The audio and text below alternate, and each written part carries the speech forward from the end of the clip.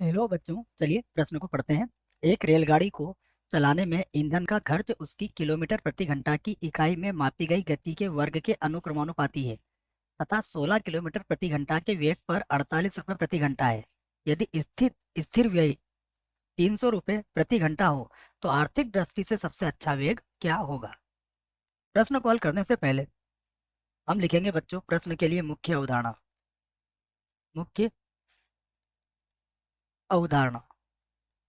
तो देखो, मुख्य अवधारणा की बात करते हैं तो इसमें हमसे क्या पूछा गया है बच्चों, इसको हम लिख लेते हैं। प्रश्न हमसे क्या जानना चाहता है, हमसे जानना चाहता है सबसे अच्छा वेग। सबसे अच्छा सबसे अच्छा वेग ज्ञात करना। ज्ञात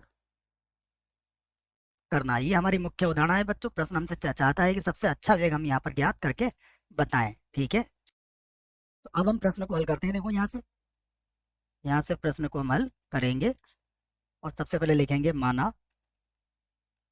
माना ईंधन का खर्च, ईंधन का प्रति किलोमीटर, ईंधन का किलोमीटर प्रति घंटा खर्च। किलोमीटर प्रति प्रति घंटा, लिख लेते हैं इसको फिर से। प्रति घंटा है ना, ठीक है बच्चों। तो किलोमीटर प्रति घंटा खर्च। ठीक है, कितना मान लिया मैंने, ये मान लिया मैंने ₹X। ठीक है, उसके बाद रेलगाड़ी की गति।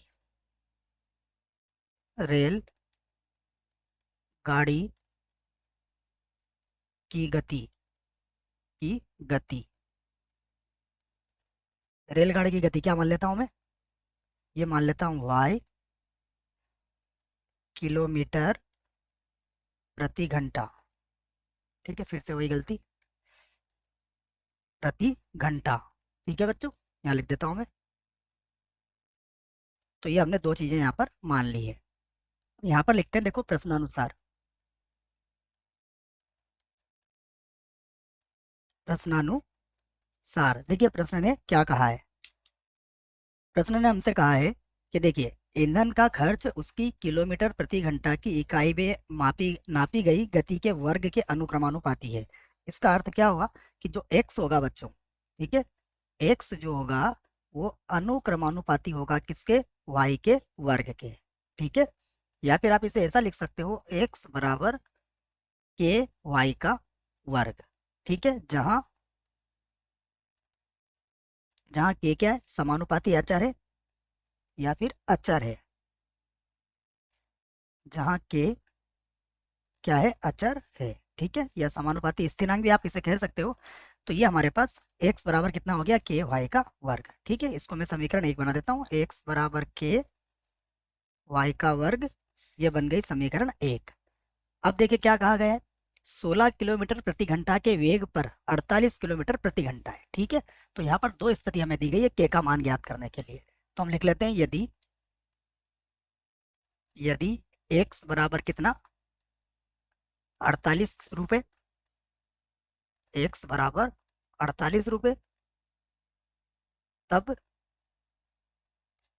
तब y बराबर कितना है, y बराबर है 16 किलोमीटर,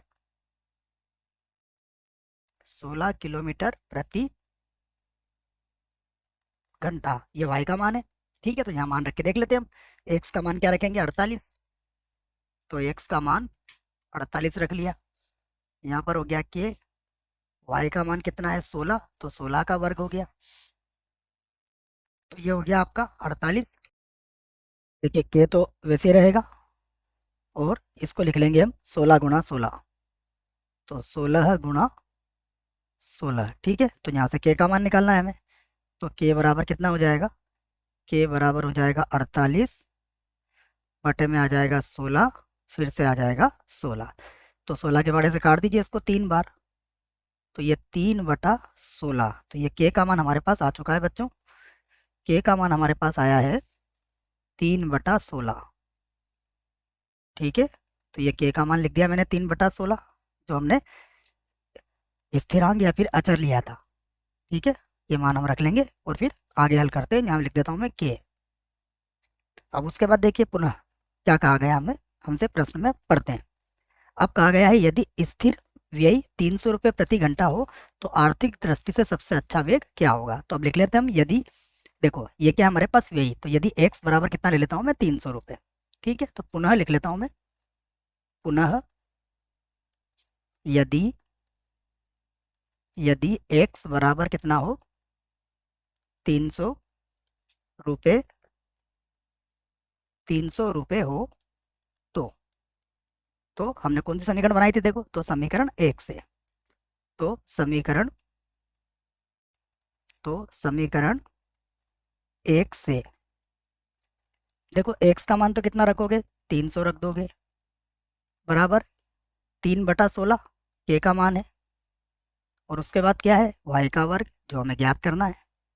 यहाँ से आप 16 को बराबर किधर लाओ, तो ये हो जाएगा y का वर्ग बराबर हो जाएगा 300 गुणा में आ जाएगा 16 और बटे में आ जाएगा 3। ठीक है, तो 3 से काट सकते हो आप, तो y का वर्ग बराबर कितना हो जाएगा, देखिए ये हो जाएगा 100 और गुणा में कितना आ जाएगा 16। ठीक है, वर्गमूल ले लेते हैं इसका, वर्गमूल धनात्मक ही लेंगे बच्चों, क्योंकि y हमारे पास क्या है, हमारे पास चाल है। तो 100 का वर्गमूल तो कितना हो जाएगा 10 और 16 का हो जाएगा 4। तो y बराबर कितना आ गया, ये आ गया हमारे पास 40 किलोमीटर प्रति घंटा। तो आर्थिक दृष्टि से ये सबसे अच्छा वेग हमारे सामने आ चुका है। तो हमारे प्रश्न का उत्तर भी है बच्चों ये। तो यही हमारे प्रश्न का क्या है, उत्तर है। मुझे आशा है बच्चों प्रश्न का उत्तर समझ में आया होगा। धन्यवाद।